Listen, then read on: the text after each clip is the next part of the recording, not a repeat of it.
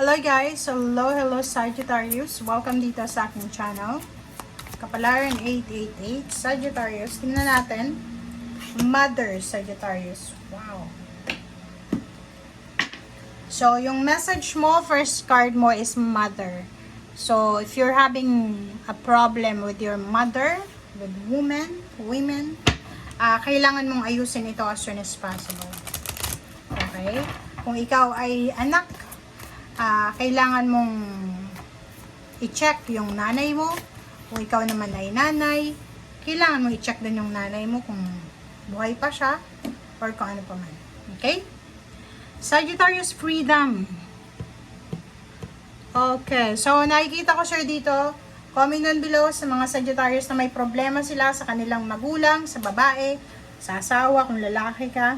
Kasi dito sinasabi ng freedom na ina-affirm mo na I no longer want this fiery ring of resentment to block the good, release me from its bond. So parang siguro meron kang hindi magandang karma, is a bad karma or is a bad connection, bad partnership with someone na babae na gusto mo nang makaalis, gusto mo nang matapos na yung connection na yan, na gusto mo nang makawala sa bonds na yan.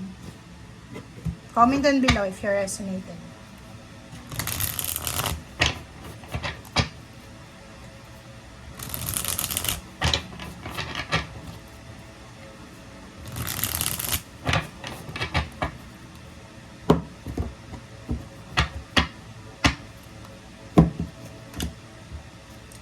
Diba? Same din dito.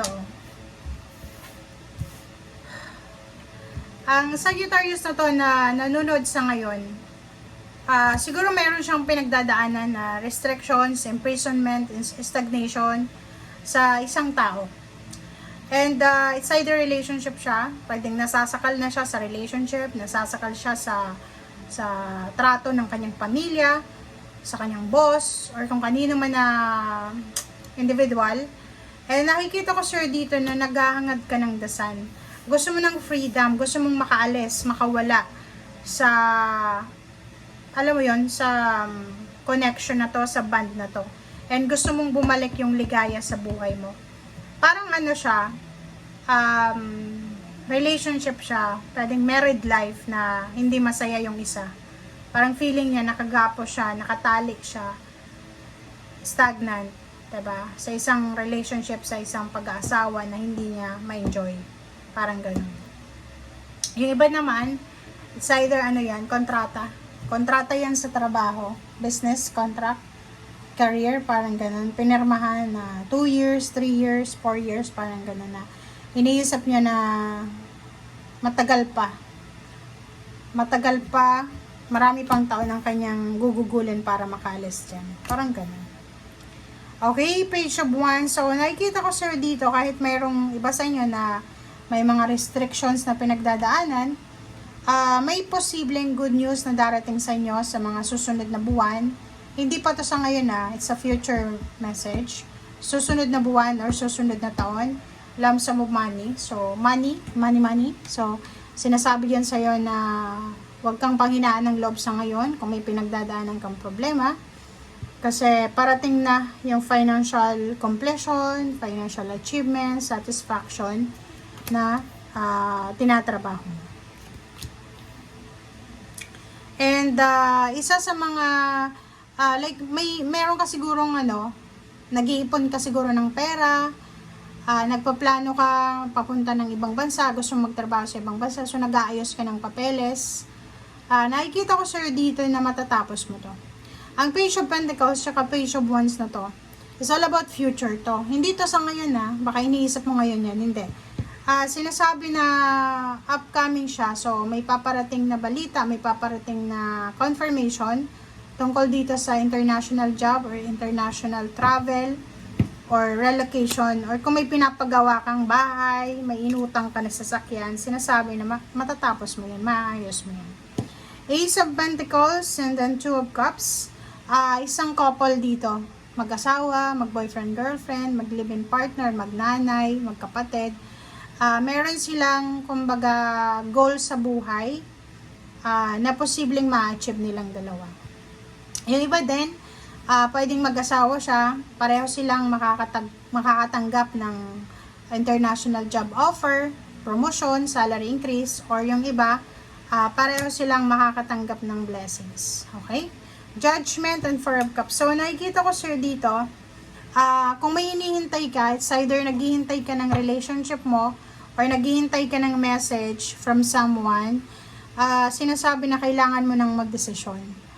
Lumabas ka sa comfort zone mo, reach out, kung halimbawa, di ba, halimbawa sa relationship, naghihintay ka ng message, naghihintay ka ng confirmation, bakit hindi ikaw yung mag-reach out? Bakit kailangan ikaw yung tatanggap ng balita? Di ba? Possible naman na ganun eh. Two of Pentacles. So, nakikita ko sir dito na sa susunod na buwan, or pwedeng 2 months from now or 3 months from now, sobra kang magiging excited, confident ka, kasi yun nga, yung papasukin mong trabaho or business, or kung ano man tong new beginnings na to na ino-offer sa'yo ng universe, ay talagang magdadala to sa'yo ng balanse sa pera. So, yung excitement na nararamdaman mo dito, hindi dahil lang sa pera, kundi sa mga friendship, patrabaho, di ba? Yung parang excited ka sa bago mong environment, sa bago mong company, sa bago mong department, parang ganun. Okay. If ikaw naman, Sagittarius is, yun nga, you're stagnant sa usaping relationship, posibleng, halimbawa, pag hindi nag-working relationship ng mag-asawa, mag-boyfriend, girlfriend, mag-live-in partner, pag hindi nag-working relationship, syempre, parang iisipin mo na hindi siya yung para sa'yo, di ba? So, nakikita ko sa'yo, may mga gabi na posibleng ang gagawin mo is mag-iisip ka kung siya na ba talaga ang para sa'yo. Mag-iisip ka kung nasa tama ka bang lugar, nasa tama ka bang direksyon, nasa tama ka bang tao, ganyan ganito. And Knight of Cups, nakikita ko sir dito na may mga tao dyan sa paligid mo na posible na papasok sa senaryo.